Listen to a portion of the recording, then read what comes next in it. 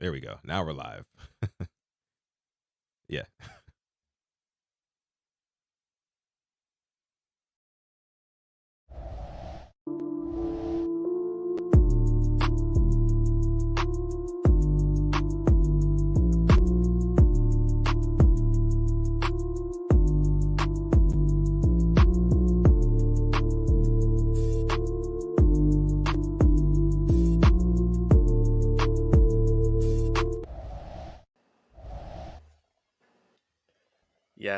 Yes.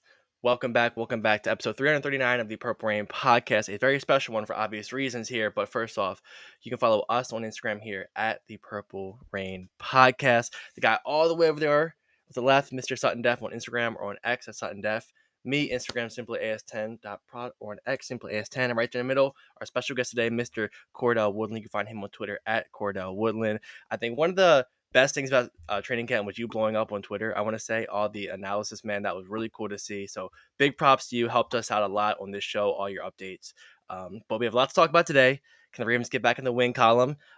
We'll be missing most likely our star quarterback. We'll talk about how we can win, the keys and victories. But first off, how are we feeling off of another, lost week?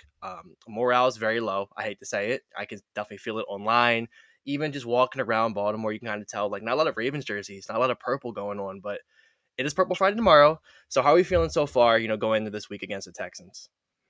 Well, yeah, I mean, for me, I'm feeling good. As you guys already know, whenever we have a guest on, it's never about me. It's about the guest. We got our guy CordellWoodland back on for the second time. First of all, let's go ahead and give it up for Cordell. How you feeling, man?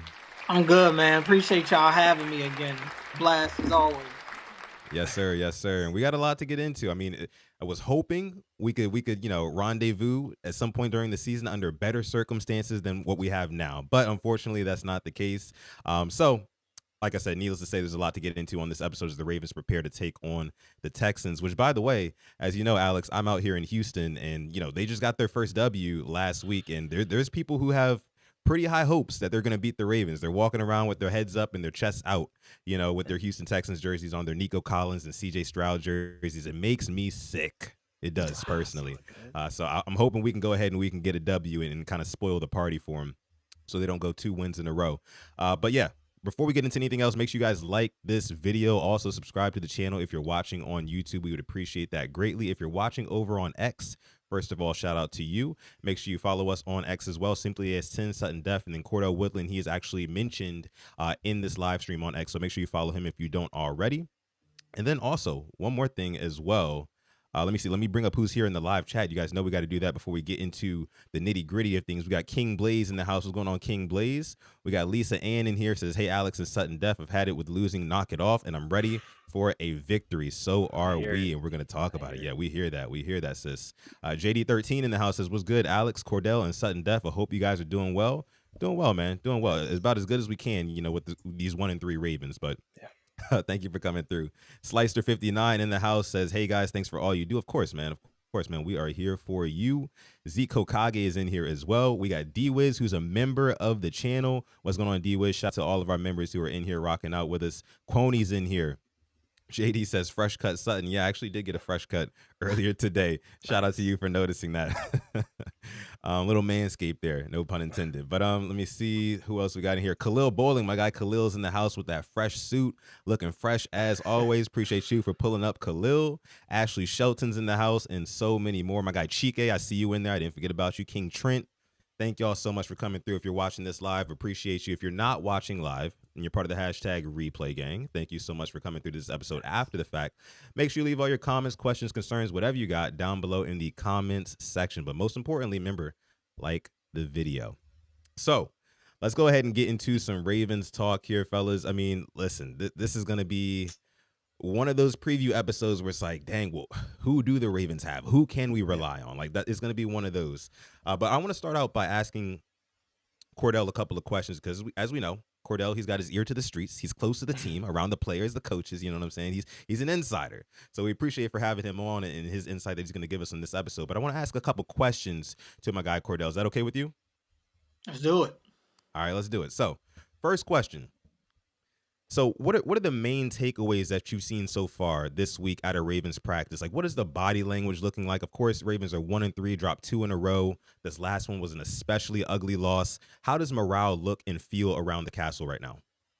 I think it's a little uncomfortable, to be honest with you right now. I mean, they're in an uncomfortable spot, and a lot of the things that you usually see, a lot of smiles that you are used to seeing, they aren't smiles anymore. You don't hear as many jokes in the locker room. It almost looks like they may be like on punishment, to be honest with you. Or maybe they did it to themselves. I don't know. But a lot of the fun, the cornhole, the things, some of the entertainment things that they had in the locker room, I don't see that anymore. So again, maybe that's something that they decided to self-impose or whatever the case is. But it doesn't feel like a team that's energetic or definitely not happy about where they are, and they shouldn't be. I mean, they should be pissed off. They haven't played good football to this point. They're not healthy. A lot of their stars aren't there, so that's kind of the concerning thing for me. I think it's a lot of mixed feelings because. Oh, Uh-oh. no. Uh-oh, somebody No. made it rain. Somebody made it rain, Oh, and no. Cordell dropped out Oh, for a quick no. second here. I'm sure he's on his No. way back in. But again, while we're waiting for him to get back in here, because that was some really good insight. I mean, I really love what he was saying. Chike in the house donating the 5-piece, making it rain here on this episode 339 of PRP. Says, this is for Alex. You and I are both Lions fans in the NFC. How many games do you see the Lions losing this season after that bad start in Green Bay? I mean, real quick, I mean, it would have bounced back by coming into Baltimore and beating the Ravens. It can't get much better than that for them. If I'm gonna be honest, 5 maximum, but I wouldn't be surprised if they, 13-4. I think that division with with Carson Wentz now with the Vikings, they can take them and self split theirs with the Packers. But I like what the Lions are doing. Their coordinators are coming to their own. They had a really really shaky start, but from what I've seen now, looks good. They're getting their guys healthy, getting their guys just happy again. Amon-Ra, Jameson, Jameer Gibbs, Montgomery. They're going to be fine. They'll most likely be a 1 or 2 seed in the NFC, especially with the Niners taking their hits with the I words.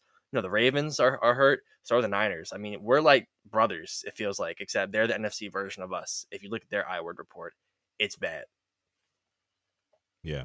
I mean, and it really seems like, and this is good for the Detroit Lions, I guess I'm not a Lions fan by any stretch of the imagination, but they're not hungover from that huge playoff loss last year against the Commanders, where they pretty much got blown out.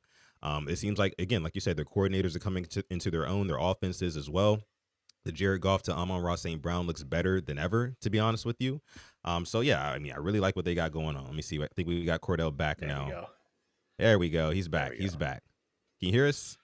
I got you. You hear me? There we go. I can hear you. Yep, you're back. All right, cool. I don't know what. I don't see myself, but it's all right. My bad. I don't know what happened. But yeah, it just doesn't feel good around there right now. And I think you're talking to Derrick Henry today. If you watch that presser, I mean, you could see that that's a guy that's not very happy. Not much to say now. It's just about going out there and actually doing it, turning things around. Yeah. And you bring Alex. It up to, Derrick Henry came here to win championships, and no slight to Tennessee, but they were on the downfall, and that's why he came here. And definitely, he didn't come here to be 1-3. Didn't come here to, to have question marks upon this roster. And it sucks to see, but going with the Cooper Rush, we should see a heavy dose of Derrick Henry this week, right? I mean, that's the one thing I think us fans have been harping on. Why isn't Henry getting more usage? I know they go down, but 10 carries, and that was it? You didn't bring him in here to beat the Chiefs for 10 carries. So I think, that's probably in the back of his mind as well. But hearing that, I'm kind of happy to hear they're pissed off because, nothing's really funny right now. Nothing's funny at 1-3, and you're down 2 games already in the division to the Steelers. So I'm kind of expecting to hear that. But it's surprising to, really hear like that's what's going on. The fun's out of there. Just all ball. Yeah.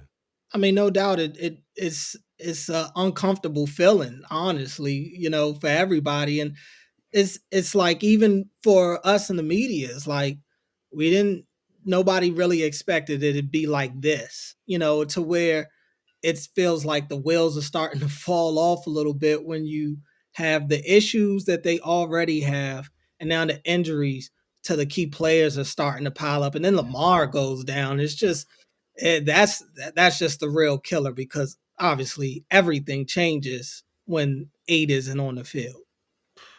Yeah, absolutely. And we'll get into that in a second, but I mean, you mentioned that things feel uncomfortable, which I would assume means that there's a lot of pressure and it feels like that's building up in that locker room. Despite, the guys getting hurt and things like that, there's still a lot of pressure for this Ravens team to kind of turn the ship around, right the ship, and produce and still make the playoffs. I think that the Ravens are still, I don't know if they're still favored to win the AFC North or if they're still favored to make the playoffs, but I think they're pretty close on those lines, according to Vegas at least. So there's still high expectations, which means there's still pressure in the fact that they have not been performing up to the Raven standard. Like nobody's really been playing like a Raven outside of Lamar and maybe a few others.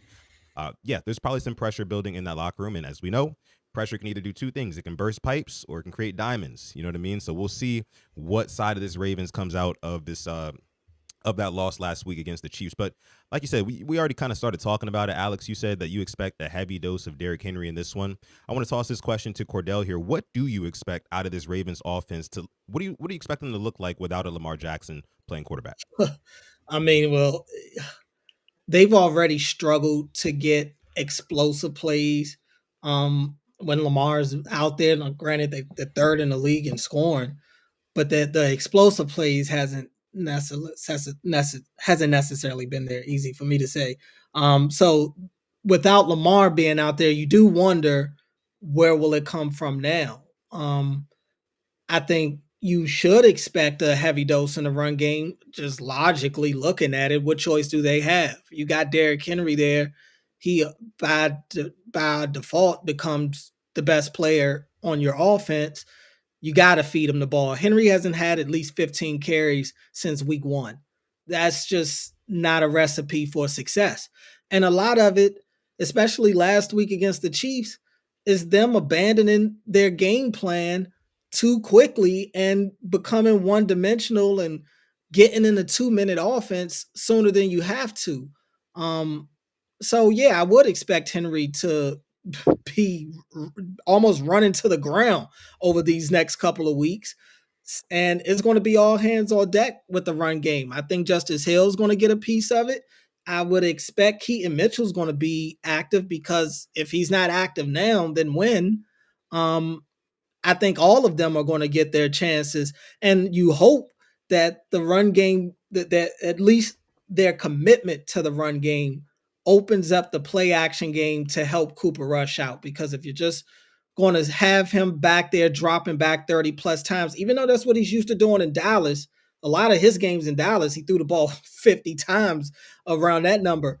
But this, I don't know if you want to do that behind an offensive line that's already struggled to a degree this year. You got Ronnie Stanley dealing with an ankle injury on his blind side. You got your center who now has a calf issue. Your right tackle hasn't been great. We know the guard play has been inconsistent at best. So, yeah, I think that they're going to try to make this as easy as possible for Cooper Rush, and a lot of that just means handing the ball off. Yeah, Alex? Stats from last year, threw for 1,800 yards, 12 touchdowns, 5 interceptions. But I'm right there with you. You don't want to put the ball in Cooper Rush's hands to win you the game, and that's 100% facts. And you bring up Keaton Mitchell. I've seen him online, and he's been staying really humble. What else can he do?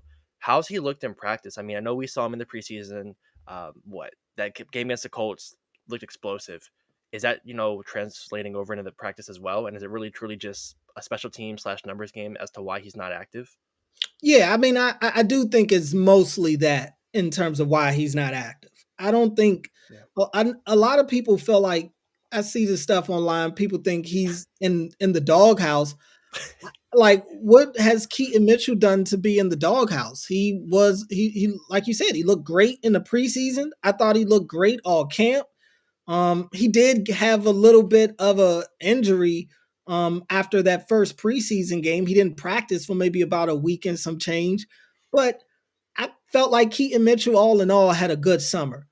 I think it just really boils down to the numbers game because, like John has said, if he's going to be active, he's going to be your third running back. He's not on any of the special teams. I know how the public feels about Ali, But really all that matters is how they feel about him. And they see these guys every day. And it's something about Ali that even with his return style, I think they like more of the north-south stuff that Ali gives them in the return style. I think they like the fact that Ali, if he sees a hole, he hits it. Whereas Keaton, he's trying to create a lot of this stuff. Keaton is shifty. So I just little things, and Ali's on all the special teams to whereas Keaton is not. And if he's going to be an RB3 and he's only going to get, I mean, they would have to go out their way to get him carries at that point. That's probably how they're looking at it. But like I said, I would anticipate he gets his opportunities this week. Yeah, I mean, I would hope so. I would hope he's activated. I mean, and again, I think it's a combination of, him not contributing on special teams in the way that the Ravens would want him to, and then also him not being a good pass blocker. That's the combination of those two things. If he could just pass protect, he might leapfrog Justice Hill. Mhm. But he's not really good at. He's kind of undersized, so I understand it from that standpoint. And I think that honestly, if you're looking at this Ravens coaching staff, specifically the offensive side of the football and Todd Monken in that group, they have issues with knowing when to use Derrick Henry. So it's like if like you said, he hasn't gotten 15 plus touches since week 1. That's an issue. And if he's not getting 15 plus touches, Keaton Mitchell for damn sure is not going to be getting even 2 or 3. So I think that this Ravens offense does have a little bit bigger fish to fry, but with Lamar Jackson out, I could see them adding an extra wrinkle to that offense, and I think they should, to be honest with you. Our guy Jason from Huddle It Up Films is in the house here. What's going on, Jason? Appreciate you for coming through. You guys make sure you guys go ahead and check out his content as well. He's putting out really great stuff over there on his channel. Jason says, have to run right at Hunter and Anderson. That's Daniil Hunter and Will Anderson Jr. Wear them down. Keaton needs to play right now. And yeah, just kind of my take really quick about what I expect this offense to look like. I expect a lot of heavy packages, right? So 20 personnel and up, have those 2 tight ends on the field, right? 2 running backs on the field.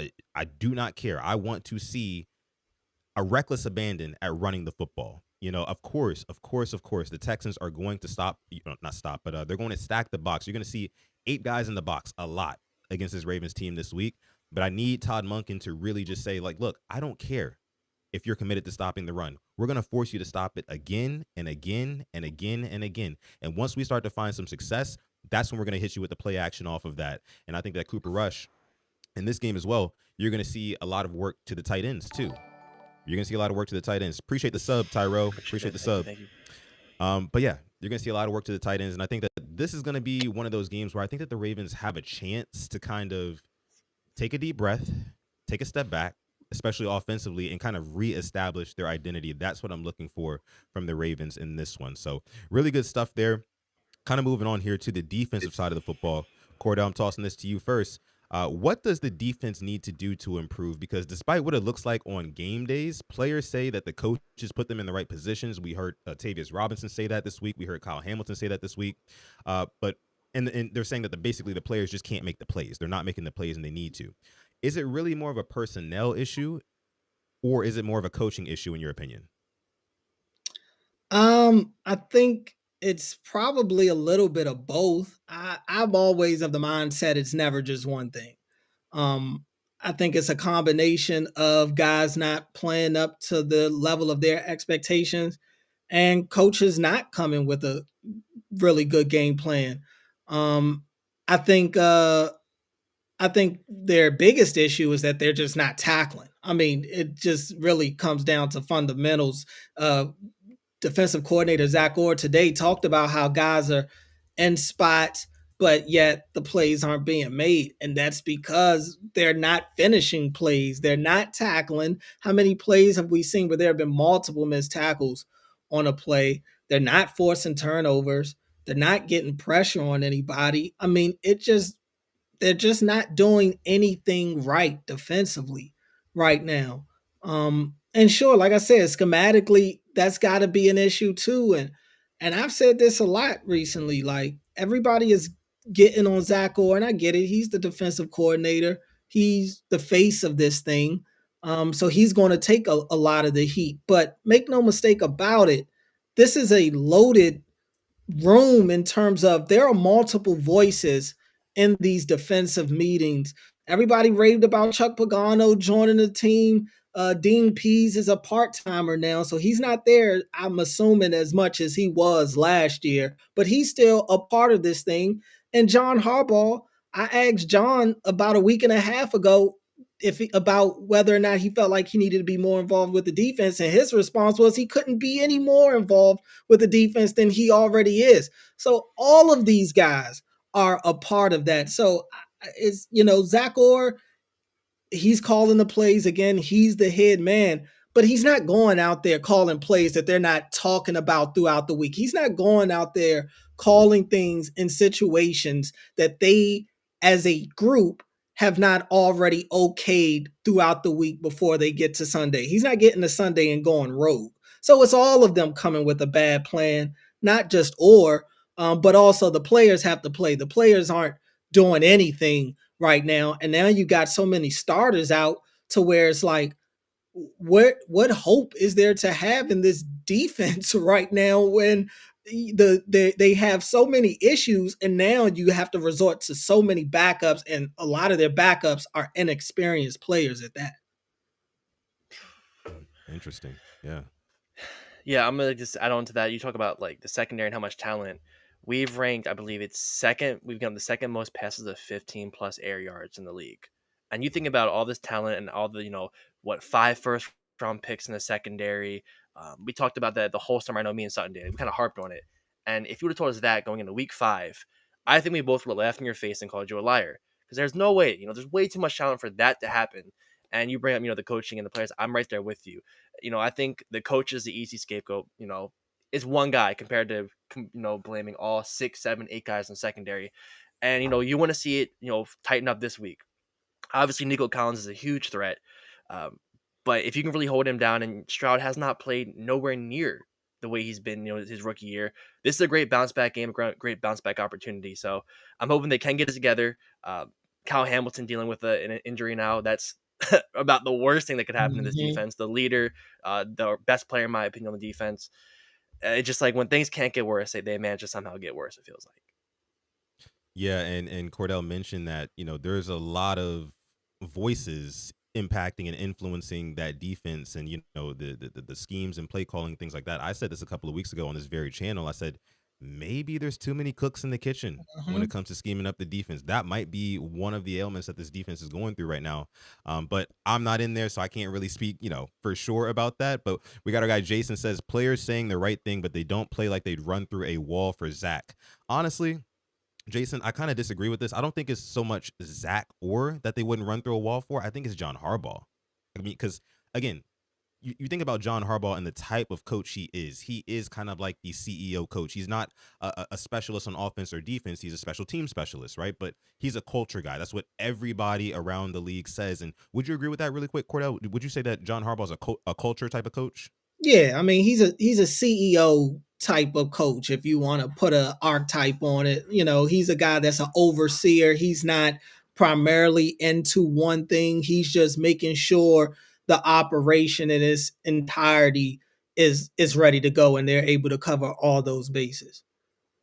Yeah, and see, that's the thing with him being kind of like the CEO slash culture coach. I think that archetype of coach is the one, if any, that you would want to have your players running through a wall for, because again, it's not like he's like a boy genius on offense, or it's not like he's like a defensive, mastermind or anything like that. So if you are the culture coach, I would assume that one of your main priorities is making sure that your guys would want to run through a wall for you. Again, I'm not in the castle, so I can't really speak for exactly, what goes on in there. And I see we got a super chat donation, but sometimes it does seem like those guys kind of seem a little bit disinterested in what he says. It kind of seems like some of his messages fall on deaf ears. I remember back when the Ravens were on HBO Hard Knocks late last season. I was watching I think some of the film on that after the Eagles lost during the regular season, and guys just looked dejected. They looked completely tuned out as Harbaugh was giving his best Harbaugh-isms to them, and it just didn't really seem like it was getting through. You know what I mean? So it's just something to think about there. Appreciate the comment, Jason. We do have a super chat donation. Let me go ahead and get to this if I can find it here. Chat's going crazy. Appreciate y'all for coming through. Over 230 people watching live right now. Appreciate y'all for coming to this episode of the Purple Rain podcast. If you're watching on YouTube, please do not forget to hit that like button. And if you're enjoying the content you're currently consuming, hit that subscribe button as well. We'd appreciate that. Geez, I can't find. Oh, here it is. Here it is. Mad Rasta in the house. What's going on, Mad Rasta? Says, can we stop saying this team is talented? They are average players that are elevated by Lamar. EDC draft picks flop so often. Cordell, what's your take on that take? I think, it's easy to look at them now and say that they're not a talented team, but like let's just look at the defense. And this is assuming everybody's healthy. I mean, you've got household names or premier players at every level. Matabike, I mean, this dude is one of the best interior defensive linemen in the NFL. Cal Van Noy has won Super Bowls. He's been around some really good defenses. You got Roquan Smith, who's an all-pro, multiple-time Pro Bowler. You've got Marlon, who, look, I get it. Marlon isn't at his tip-top game these days, but people know who Marlon Humphrey is. You got first-round picks and Nate Wiggins at corner. You got Kyle Hamilton at all-pro safety, too. I mean, and then don't even get me started offensively. Ronnie Stanley's been an all-pro before, multiple-time Pro Bowler. You got one of the best centers in the league. You got Lamar. Nothing needs to be said there. Nothing needs to be said about Henry. Andrews has been, they have premier players at almost every position. So again, now when he talks about the draft picks, sure, especially when you talk about pass rushers. Like, all right, the proof is in the pudding. Eric hasn't hit on these pass rushers. Wide receivers, I think Zay and Bateman is pretty good. Now, are they elite receivers? No, but they're you could win with those guys. So, I mean, nobody's batting 100%. Eric definitely has picks that you can scoff at and kind of point at and say that wasn't a good pick. But he's got some guys that are good players. The GMs can only do but so much. I mean, these dudes are players. They got to go play at the end of the day. But I can understand the sentiment on that. Yeah. Yeah, Alex, you got anything to say about that? I mean, took the words out of my mouth. I think as a Ravens fan, I can admit I've definitely overhyped players in the past who I thought, were going to be good. I got sucked up by the training camp. I'll take the L for that. I mean, that's why I'm a fan. I hate to say it. But when, like Cordell said, when you look at this team and the cornerstones and what we've built around, we are a talented team. And I don't think, let's not lie to ourselves. When we signed Jair Alexander as fans, everybody was excited. That's an all-pro defensive back coming in next to Marlon Humphrey, who I think had the best year of his career last year. Interceptions, fumbles, made big plays in the biggest games possible. You could not ask more for him. And if you would have predicted his downfall this year and Roquan's the way it was, would have called you a liar. So I still think this is a talented team that, unfortunately, there is some regression going on, but you can't predict these things. But very talented team. I'm going to stick by that. Yeah, I mean, I definitely agree there. Appreciate the sub, Tyler. And DWAS, appreciate you for dropping the 2-piece in the chat, making it rain here on this episode of the Purple Rain podcast. DWAS giving us his regular here. The referee for the game is Sunday is Lan Clark. Yes. That's actually a name I haven't really heard of, to be honest with you. No, really? I haven't. Is any notable games he's refed for the Ravens? He did Ravens Colts Monday Night Football 2021. He did that one. I remember that. Yeah, that's a crazy pull. I don't know how you remember that. I was there. I couldn't forget it. Oh yeah, great game, great comeback win. Was that the walk-off touchdown to Hollywood in overtime, right? Yeah. I think Lamar had like 500 yards of total offense. Oh, it went crazy. Yeah, went crazy in that one, man. Good times, kind of. But thank you for your super chat donation, DWAS. We appreciate you. Cordell, I did have another question I wanted to ask you, but now with how the conversation's kind of flowing, I kind of want to wait till the end to ask you that one. So right now, what we're going to do is we're going to go ahead and start our Ravens versus Texans preview, and how we start every single preview. We started off with the health report. So let me go ahead and put that on the screen here. And then Alex, just let us know kind of like what we're looking at. It is a laundry list to say the least. But what do we see here, man? I need the spark notes for this one. I'm just going to go who didn't practice for today. You can see Awuzie, Hamilton, Humphrey, Lamar, Ricard, Roquan Smith, all did not practice today, and that's who we can really talk about. Bunch of limited, and then obviously Emory Jones, that's good to see. He's working his way back, a draft pick. But when you look at the names on this list, like how much of our salary cap is sitting on this report? I would love to know that because Oof. Great it's question. A scary one. it's it's insane. Yeah, Yeah, I man. mean, But this is a deep list as you don't feel great about it. Obviously, Lamar being on there sucks, but then you start seeing Hamilton, who got hurt in practice yesterday, dealing with a groin, uh, and didn't practice today. That's the scary part, and it's by this point it's Friday, so I don't know if we'll see if he's out there tomorrow. Is he a guy that could miss the rest of the week of practice and still play? Sure, especially considering how much they need this game, but they're not going to feel great about it. But Awuzie not practicing, another huge blow to the secondary, another starting corner.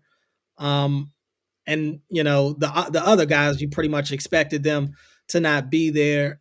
I will say Wiggins coming back to practice today, even in limited fashion, is a huge boost. oh I yes. didn't I didn't really know what to expect for him. So the fact that he was back out there, that's at least makes you feel good. Same thing for Ronnie Stanley. I had almost in my mind figured Ronnie would be out this week considering he went into the Chiefs game hurt, isn't even able to finish the game. I just didn't know what that would look like. But Ronnie was out there today. And again, Linderbaum, he got hurt in practice yesterday dealing with that calf. He was full today, so that's a good sign. But he had a noticeable limp to him. So that's probably Mm. one to monitor a little bit.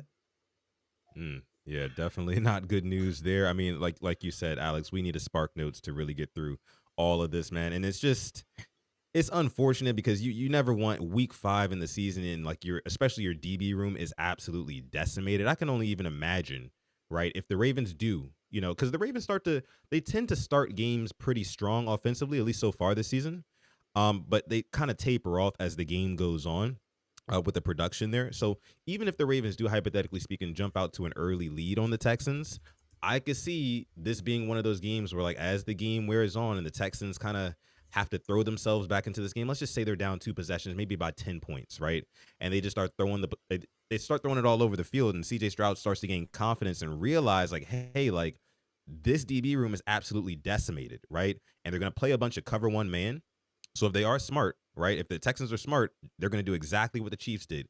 Get the ball out quick, have a bunch formations, things like that, create some picks, Mhm. some rubs to get guys open, to beat that man coverage and really just kind of nickel and dime us down the field. I could see that happening. It could be just deja vu from what we've seen against the Bills, the Lions, and the Chiefs so far this season. So, you never want to see an injury report that looks like this with all of those DBs on it, man. It sucks. It really does. Let me give a couple shout outs to who's here in the chat. Let's see my guy Steve Loop.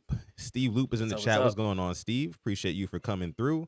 As always, we also have my guy Coach, Sip to Tally Coach. Films. Coach Evans is in the house, man. I've been having a lot of fun going on his show, the Ravens Roundtable, every Tuesday at what is it? 6 p.m. Eastern time. If you guys check that out, it's always a good one, always a good time over there. Shout out to Sip to Tally Films. But yeah, let's go ahead and get to some keys to victory for this one. And Scummy Kitchen, thank you for the sub. Appreciate that.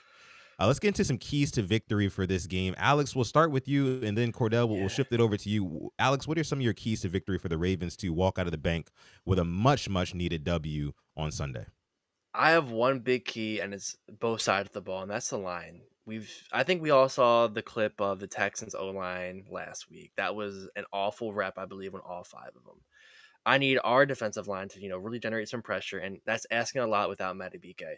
Having Van Noy back is going to help us out. He hasn't had the best of years, but having it back still helps. And then the offensive line, protecting Cooper Rush is is going to be just very, very important compared to even Lamar because Rush can't hold a light to what Lamar can do in the pocket or even extend plays, anything like that. So if the offensive line, defensive line can show up, which is a huge task in itself, I really think we can win this game. Uh, I've seen people kind of chalking up the L for us. I don't think that. I think it'll be a close game. But if we can protect Rush, let him at least get a couple of seconds to examine the reads, some short passes as well to Zay, Bateman, Hop, Andrews, maybe some likely balls. I would love to see him get some passes, and obviously run it with Henry. I think we can win this game. So O line, D line, do your job. Win the trenches is all I gotta say. Love that. Love that. Cordell, what are your keys, man? Yeah, I mean, I think offensively, you have to bring the physicality. The Ravens haven't been the most physical team in these games in a while. Um, so that like he said, establishing the line of scrimmage, you have to run the ball. There's nowhere to hide this week. You can't just go, oh, Lamar save us this week. You have to stick to the run game, and it needs to be more Henry save us this week. And who better to give the ball to than a pissed off Derrick Henry right now? So yeah, I would definitely lean into that. Even if you're not breaking the chunk runs early, keep at it. The dam will break at some point, and you have to make the game as easy for Cooper Rush as possible. And to that, I would also say Cooper Rush cannot be the turnover prone quarterback that we saw all training camp and that we saw all preseason. Can't have it. Not this week because they won't win the game. And that defense over there is really good. They've got really good pass rushers. They've got, I think, a top five, maybe top three cornerback in Derek Stingley over there Yeah. as well. So those guys are going to be hunting for some takeaways against Cooper Rush. Defensively, I said it earlier, tackle, get after the quarterback, wrap these guys up. Woody Marks is coming off a good week. Don't let them compound that. The Ravens have struggled to stop the run a little bit. It feels like when teams want to run, they can on them, and when they want to throw, they can do that. So you got to take something away defensively. Even if you're going to be down all these guys, it can't just be open season for a Texans offense that has struggled to score themselves. Don't allow that team to come in to Baltimore and all of a sudden now their confidence is high because they're getting some chunk plays on you. Make them uncomfortable. Make them feel like this is still a Ravens defense that they should fear. No, I mean for sure. And you know, for me, like this game, of course, like you mentioned, it's going to be really big for the defense. I really would want them to play with a lot of pride here. I think it's going to be a little bit less pressure going into this game without Lamar Jackson. It's like again, the Ravens aren't favored to win this game, right? I think that the Texans are maybe a point and a half favorite or something like that on the road. So I think it's you know, go out there, play with intensity, play with physicality, like we said. But another thing, I think on offense, right? Play like the 2019, 2020 Titans. You know what I mean? Like we got Derrick Henry and we have a quarterback who's not mobile, right? So spam Derrick Henry, like you mentioned, Cordell. I mean, he's a volume football carrier, running back. So you want to get him the ball repeatedly, and then you know by the second half, hopefully by some point the dam breaks because we know this Texans run defense is not the greatest. Another thing that kind of concerns me though is the linebacking group, right? Without Roquan Smith, as much as everybody likes to kind of crap on Roquan Smith in 2025, there's a bunch of young guys at linebacker right now. I mean, you're looking at Teddy Buchanan, you're looking at Trenton Simpson, who I'm sure will get a lot of work in this one. You're looking at, I mean, Jake Hummel. I know he's not a younger guy, but he's not like a bona fide, run stuffing or premier tackler at linebacker, right? He's was mainly bought for special teams. And by the way, they're getting led by an inside linebacker coach in Tyler Santucci, who is in his first year coaching in the NFL. So you got young guys leading young guys, and it could get a little bit ugly over the middle of the field, which is why I need somebody on those edges to step up. And it's going to be even harder without Nnamdi Madubuike kind of pulling in, the offensive line and absorbing, maybe one or two blockers at a time. So I'm looking at Mike Green. I'm looking at Odafe Owe in this one. I'm looking at Odafe Owe, who has not really had or not lived up to the contract year that he's in right now. Still no sacks.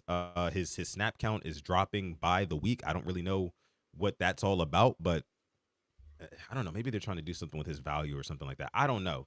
But I need to see a big game out of one of our pass rushers, whether that's again Owe, whether that's Kyle Van Noy, who we expect to have back, whether that's a Mike Green or a Tavius Robinson, so on and so forth.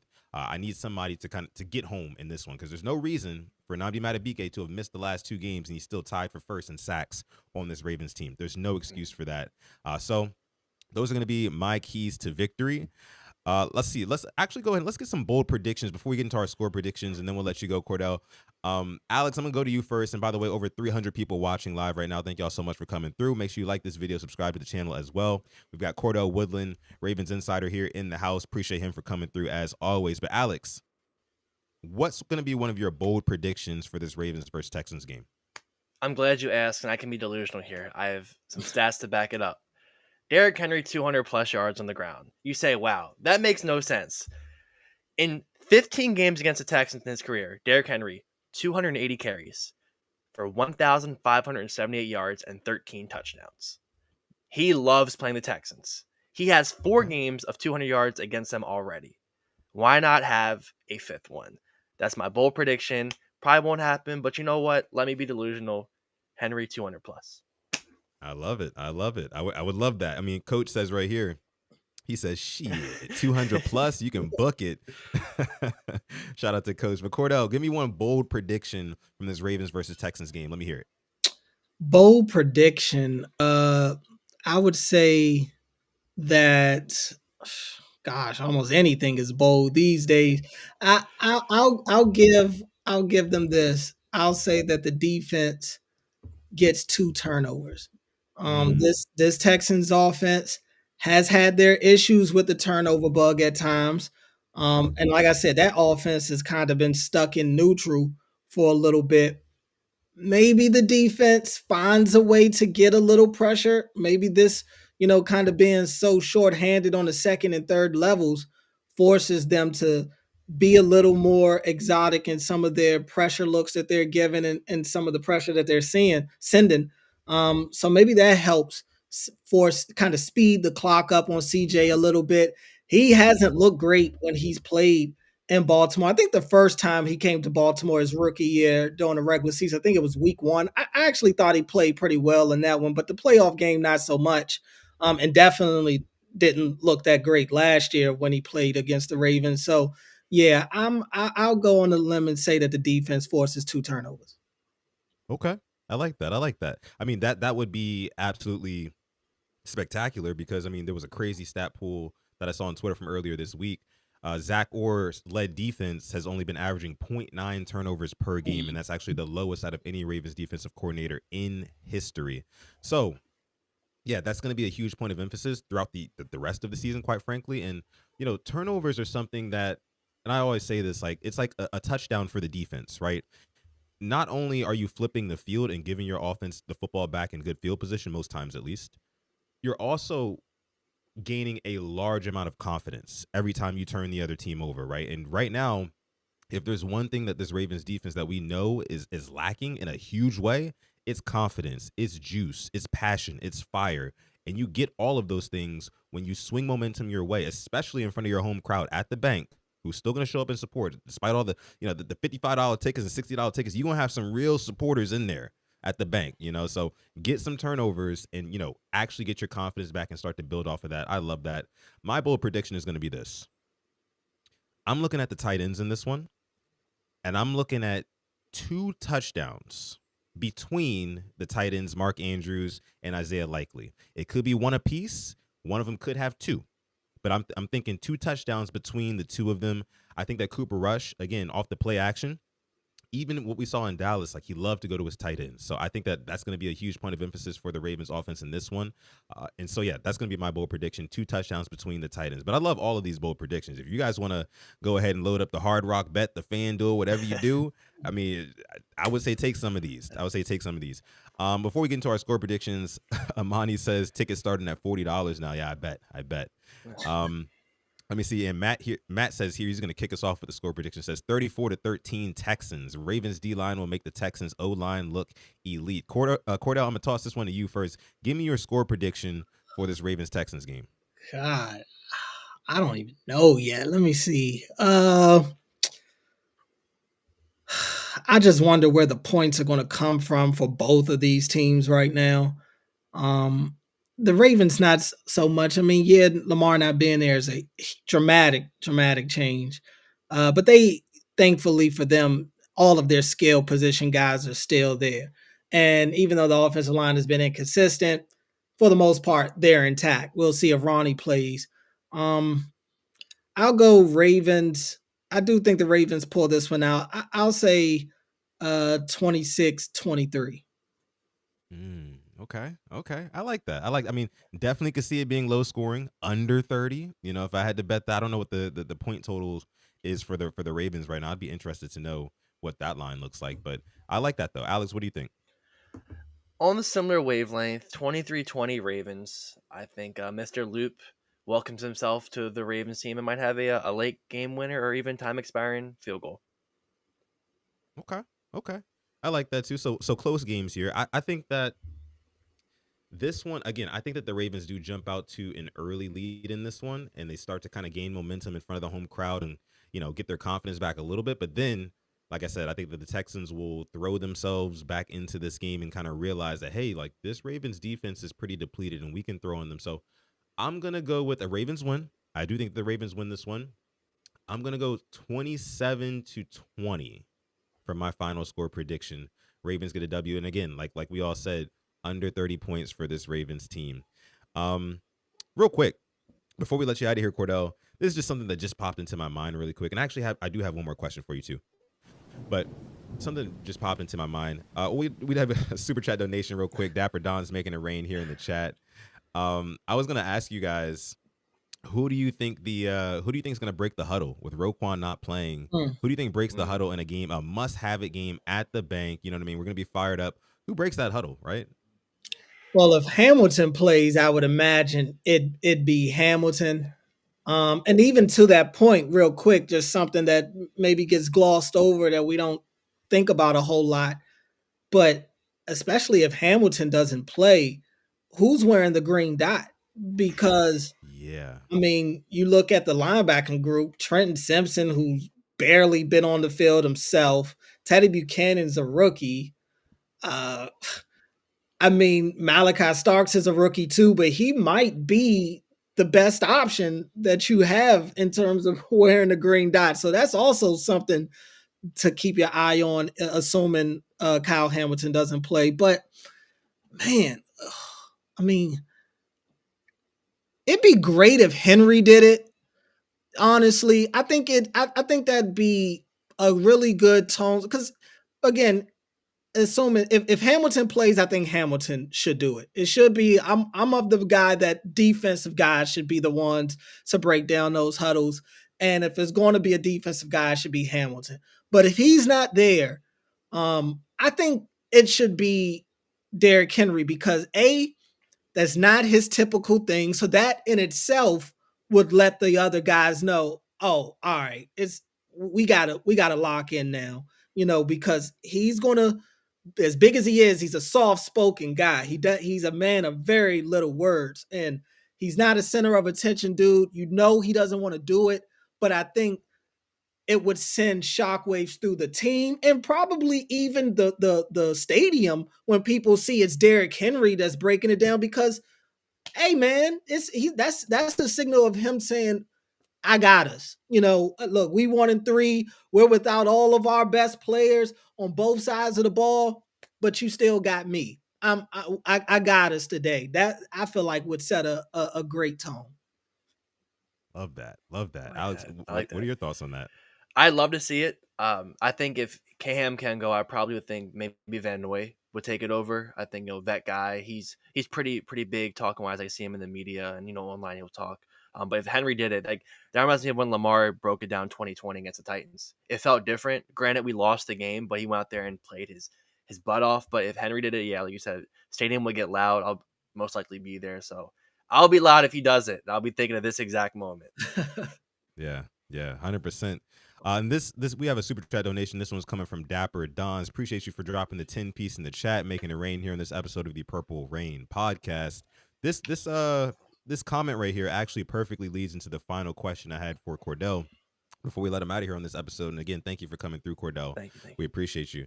But Dapper Don says, haven't seen y'all in a minute. I see Simply is growing out his beard. Welcome to Beard Gang World, bro. I still want John. I don't know what happened. Harbaugh fired. Got to do right by Lamar Jackson. It is time. So like I said, guys, this actually perfectly leads into my final question that I have here. So Cordell, do you think a coaching change is on the table if the Ravens were to drop their next 2 games and go into the bye week 1-5? Like, are we talking about John?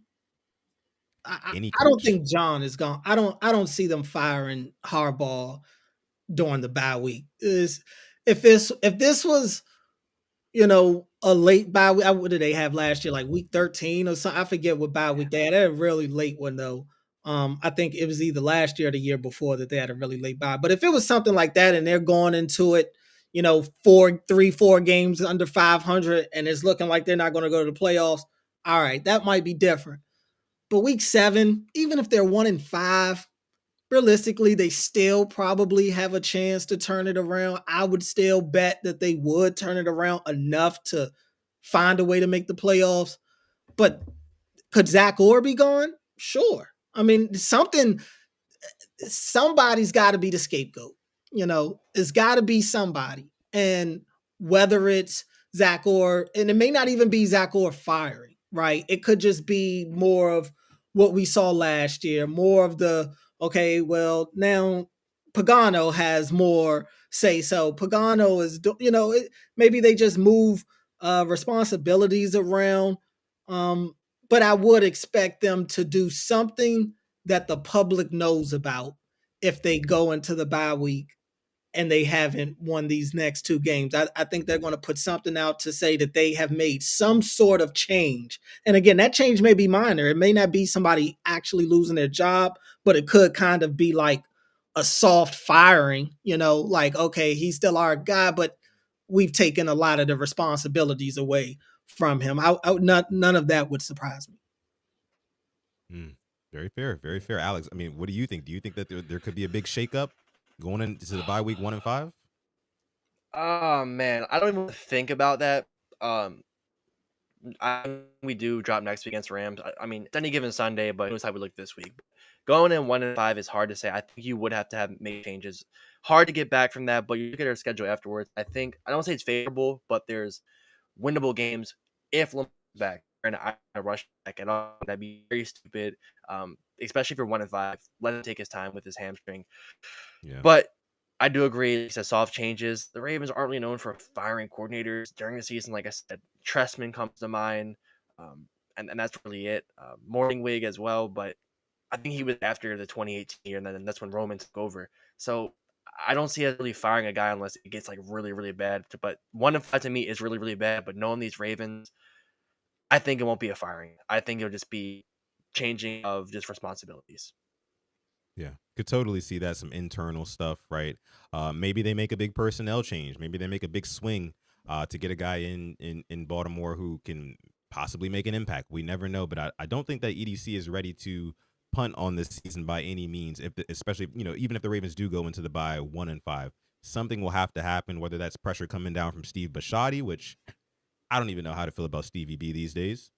But EDC, he's shown in the past that he's willing to kind of shake some things up mid-season. So we'll see what goes on during the bye week, and we'll have to see what goes on in these next 2 games. But that's going to wrap it up here for our guest here, CordellWoodland. Appreciate you again so much for coming through. You gave us a ton of really good insight. I'm going to go back and watch this episode like after it's over and just kind of listen again to all the things. I've been kind of trying to produce the show and listen at the same time, but you've been giving us some really good stuff, dropping some gems on us. So we appreciate you for coming through. And you're actually getting a lot of love in the chat right now too. Huddled Up Film says, man, this is great. I got like 100 questions for Cordell. Cordell, love you, Cordell. And then we also got Steve Loop in the house as well. Steve Loop says, I've appreciated Cordell's coverage too, especially during camp. Like my guy Alex led the show with. I mean, that was kind of when I first found out about Cordell, and like he was just all over the place with the post training camp, the recaps and stuff like that right outside the castle. It would be like 5, 6 minute, 10-minute videos, and I'd be watching every second of it, like most of us Ravens flock were. So again, appreciate you for coming on. Hopefully we can have you back on in the future, and let us know where to find you. Yeah, man. Appreciate y'all having me, man. Really appreciate all the love and everybody saying all the nice things for sure. You can follow me on Twitter or Instagram at CordellWoodland. You can listen to me on The Fan. Even if you're not in Baltimore, you can get the Odyssey app. Look for 105.7 The Fan. My show Fresh Take with Ben Hall will be on air tomorrow from 6 to 8. Friday nights are our new night. So especially now with Orioles season over, it'll be 6 to 8 every Friday now. So we'll be talking a lot of Ravens, getting everybody ready for football weekend. Yes, sir. Yes, sir. Again, man, appreciate you. And hopefully we can have you on later in the season sometime. Hopefully the next time we have you on, things are kind of turned around, right? The Ravens are actually above 500. Maybe we're looking towards a playoff run. But again, man, thanks so much for having you on, and we'll see you next time, man. Appreciate it, guys. All right. So that is CordellWoodland, one of our best guests here on the Purple Rain Podcast YouTube channel, because again, he's got his ears to the streets. He's right there in the castle. So we appreciate all of the insight that he's been giving us. Matt RC in the chat says Cordell's putting in the good work. Yes, sir. He is, absolutely, and we appreciate him for it. But so we do have the rest of the show to get through. We're not done yet, right? We're still here. So if you're still part of the 300 people watching live, 300 plus people watching live right now, as Alex just dropped out. Well, I'm gonna use this time to take care of some housekeeping stuff really quick while he comes back. But yeah, if you're part of the 300 people still watching live, shout out to you. Make sure you go ahead and like this video. If you're watching on YouTube, make sure you subscribe to the channel as well. If you're new, if you enjoy Ravens content like that, like you just saw, special guests coming on and things like that, we're gonna have a couple more guests lined up here. We just had Hoodie Ramey on Monday's episode. Jason, who's in the chat now from Huddle It Up Films, he was on last week's episode. We've had Coach from Sip to Tally Films on the show as well. We've got a bunch of good guests, Engraven. The list goes on and on. A bunch of good guests. The Ravens community, as you guys know, is plentiful and is very, very supportive. We love everybody in the Ravens community and how it's just basically like a big family. So I appreciate you guys for coming through. Make sure you like the video, subscribe to the channel as well. And I'm sure there'll be somebody else from the Ravens community going live after this, or maybe they're live right now. Make sure you guys go check out some of the other channels in the Ravens community too, if you're not already aware of what's going on around the community. But again, we appreciate y'all for coming through. So, Alex, let's go ahead and get into our pick segment. I think it's time for some picks, yeah? It is, yeah. So, perfect timing. So, I actually did pull up real quick the Ravens are under. Oh, sorry. While we do this.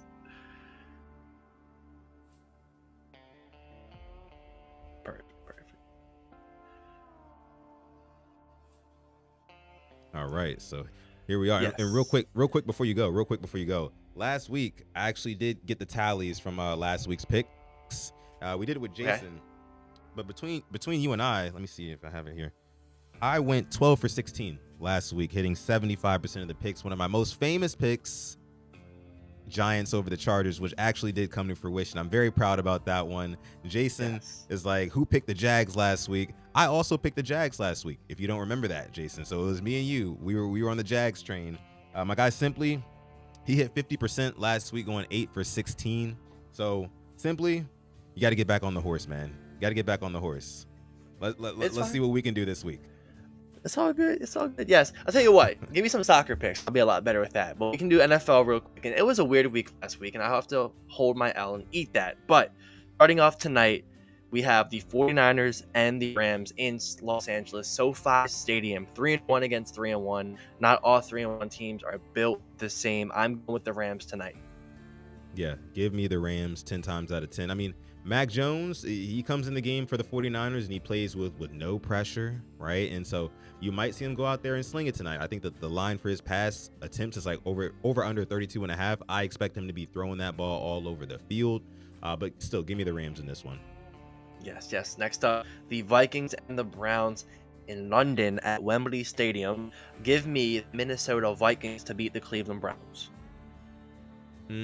So this is going to be the start of Dylan Gabriel's career as the Browns quarterback, as they elevate him and they move Joe Flacco down to number 2 and keep Shedeur Sanders at number 3. I said yesterday that was fucked up. Excuse my language, but like, I thought that Shedeur Sanders should have rotated up into that second string spot, and I think it's disrespectful that he's not.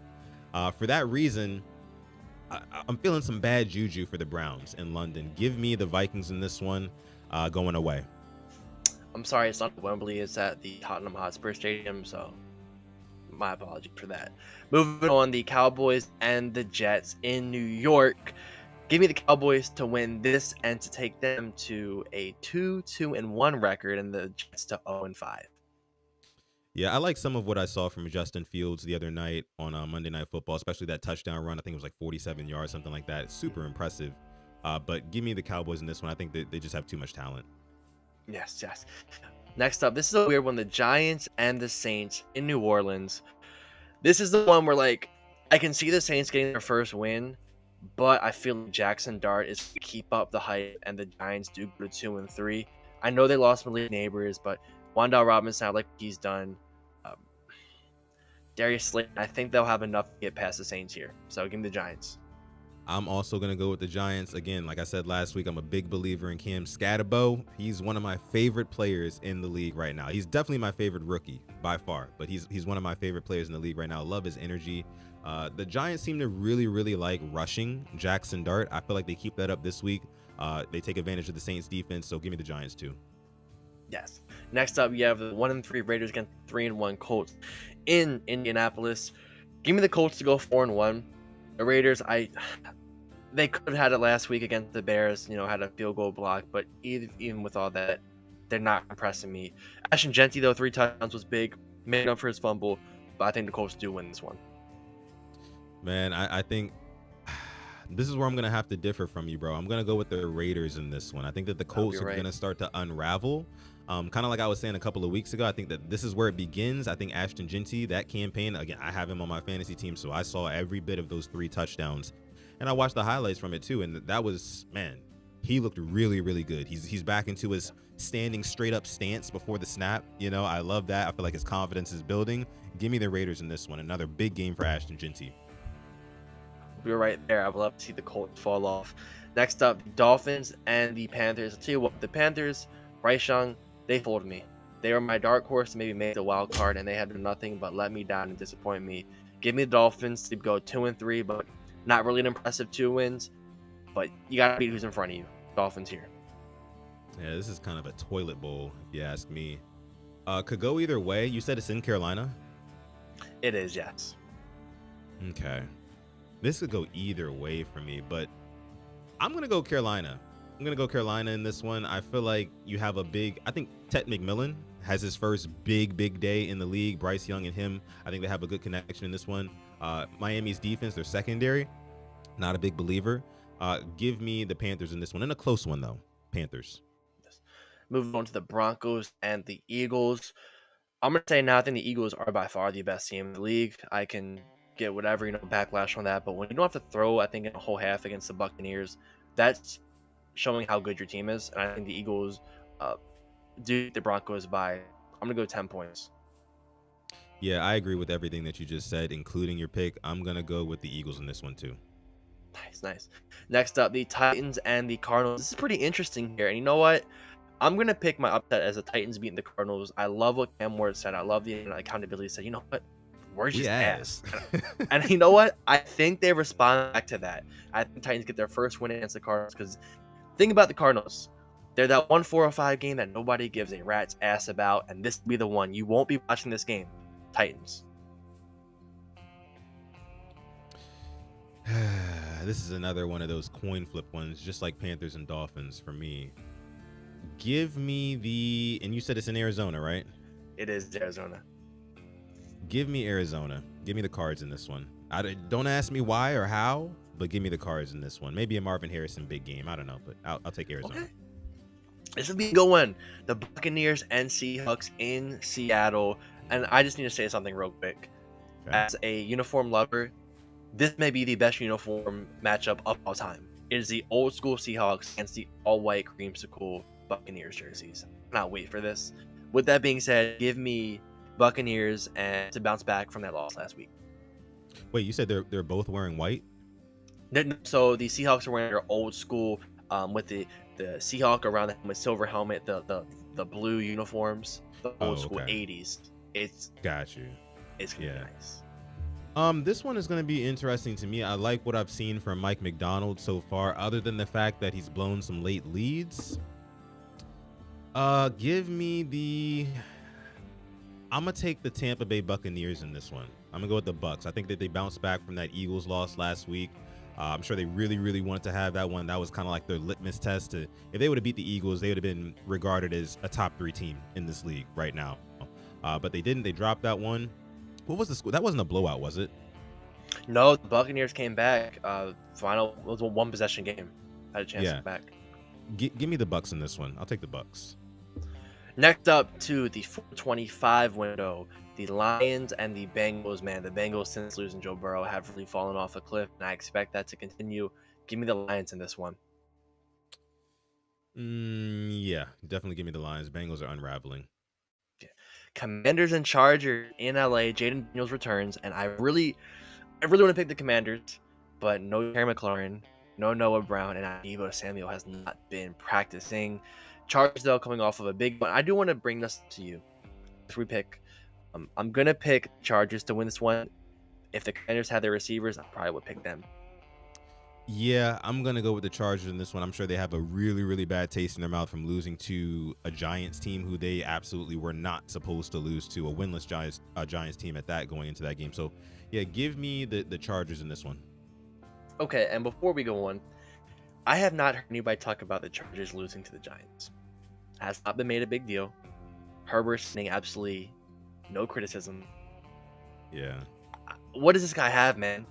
Like, what did he avoids all criticism? It feels like it's really mind-boggling. He's the kind of like the media darling of the NFL, right? He's the perfect archetype of quarterback that I feel like a lot of people around the league want to be right about. You know, I mean, this is a kid who came out of Oregon. He has some high expectations, right? And he's lived up to them kind of like on the surface in terms of like stats. But when you look at like important, like big time games and things like that, he hasn't stood the test of time. And, you know, if Lamar Jackson were to lose a game like that, you know, the sky would be falling, right? I remember the last time the Ravens lost to the Giants, one of the only NFC losses that Lamar Jackson has. The sky was falling in the media after that day. And it was all this, is Lamar overrated? Oh, I'd rather have Kyler Murray than Lamar Jackson. You know, there's a bunch of takes, a bunch of crazy stuff, right? But with the Chargers, like Khalil says in the chat, I think he's got plot armor, a little bit of plot armor for Justin Herbert there. But yeah. Yes. Next up, our Sunday night game, Patriots-Bills. No Stephon Diggs revenge game. Give me the Bills. Yeah, give me the Bills as well. And for Monday night, the Chiefs and the Jags in Jacksonville. Give me the Chiefs, but by a final drive game-winning field goal. I think the Jags are going to play them hard, and it's going to make us Ravens fans even more mad about the game last week. Yeah, I could totally see it. I could totally see the Chiefs being held to under 23 points, right? And that would really, really piss me off. But yeah, I'll go with the Chiefs in this one too. Maybe by a touchdown. And that's it. I mean, that's your Week 5 picks from Sunday. And what what we like, maybe you can parlay them together, especially since a couple underdogs in there, some good odds. Maybe round robin it if you really like it. Yeah. I like our picks. I like our picks this week. I think we differ on maybe like 4 or 5, so it's gonna be interesting to see who comes out on top next week, and we'll continue to keep track. But let's go ahead. Speaking of parlays, you brought up parlays. Let's go ahead and get into our Purple Rain parlay segment.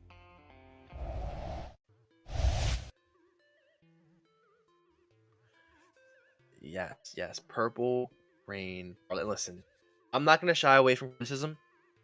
I'm ass. I'll admit it. Like it hasn't been good. More so, I think it's the Ravens. They're very unpredictable now, and we can go through the Ravens game and we can see what we like. They have Cooper Rush props out now, but if you don't like what we see, we have Thursday Night Football to talk about as well. So let's go to the Ravens game. And one thing I'm looking at already, and it's one thing we've talked about, is the Ravens total points. It's at 19.5. If I pick alternative, which I can, I like the Ravens over 16.5 if you want to play it safe, but I would take the over 9.5 points. We all predicted us to score over 20 points. 20 points or more. Yeah, I would take the over. I'd take the over on the 19.5. I think that the Ravens score, like I said, my score prediction was 27-20. I could see the Ravens getting anywhere from that 20 to 27 range, so I'll definitely take the over there. I like that one. I like that pick. Any players you want to just talk about real quick? Any props you want to talk about? Well, again, if we're gonna go for a safer lay, let me know what Mark Andrews' receiving yards line is. 23.5. See, and I just feel like at some point in this game, the Ravens are going to be forced to throw the football. You know what I mean? That's obvious, right? But I don't see the Ravens blowing out the Texans. I don't. So I do think that you're going to have situations where Cooper Rush is going to have to get the ball out quick. We already know this offensive line. If they're not good enough protecting Lamar Jackson, I can only imagine Cooper Rush dropping back there. So I do expect Mark Andrews to be running some shorter developing routes, kind of setting himself down in that zone, as so many guys are going to be sitting in the box waiting for Derrick Henry to attack. Give me Mark Andrews for the over 23.5. I like that. Oh, wow. You know, And we talk about it. Bateman 24.5, likely 14.5. Justice Hill 13.5. Zay Flowers 45.5. In case you were curious about any of those guys, I'm looking at the Russian props here, and of course Derrick Henry lines at 88.5.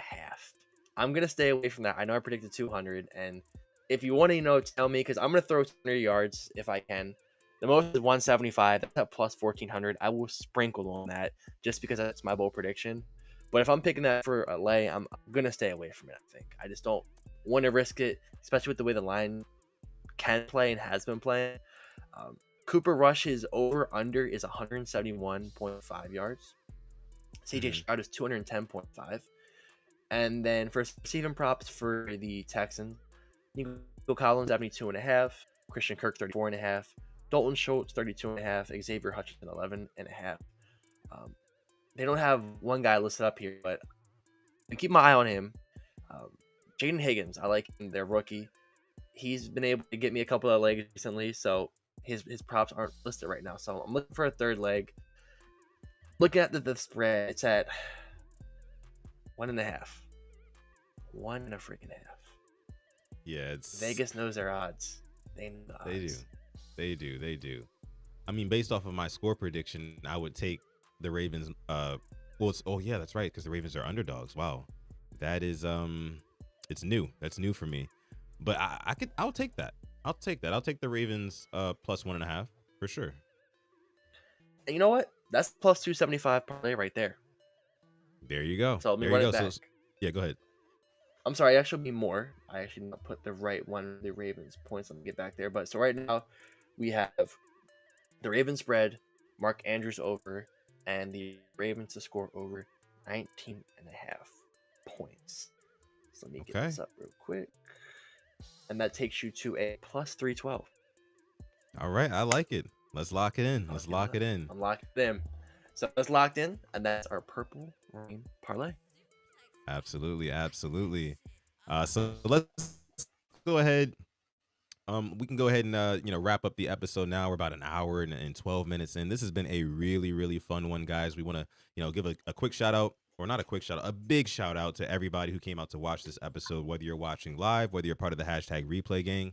Shouts out to you. We love you. We appreciate you. Before you get out of here, make sure you like this video, and then also subscribe to the channel if you're new and you enjoyed the content that you just witnessed and you want more from us here at the Purple Rain Podcast YouTube channel. Make sure you hit that subscribe button. But yeah, it's been great again. And until next time, my name is Sutton Def. You can find me on Twitter or Instagram at Sutton Def. That's Simply AS10. You can find him pretty much anywhere at Simply AS10, to be honest with you. If you just type in Simply AS10, he'll pop up, right? He's that guy. But with that being said, I'm going to let my guy Alex take us out. Yeah, thank you all for coming through this episode. Shout out to CordellWoodland for coming through. Great episode, Yes. A lot of content, a lot of great ball talk. As always, man, stay positive and test negative. Yes. And never, ever, ever forget, even on the rainiest of days, to call God. It's been episode 339 of PRP. We're going to catch you guys in the next one. By the way, JD13, you said when's the next live stream? PRP will be live Monday and Thursday, 6:30 p.m. Eastern time. That's going to be consistent. I'll be live for Quiet Storm Sports throughout the week. It's normally around midday, so make sure you stay tuned in for that. But yeah, until next time, guys, peace.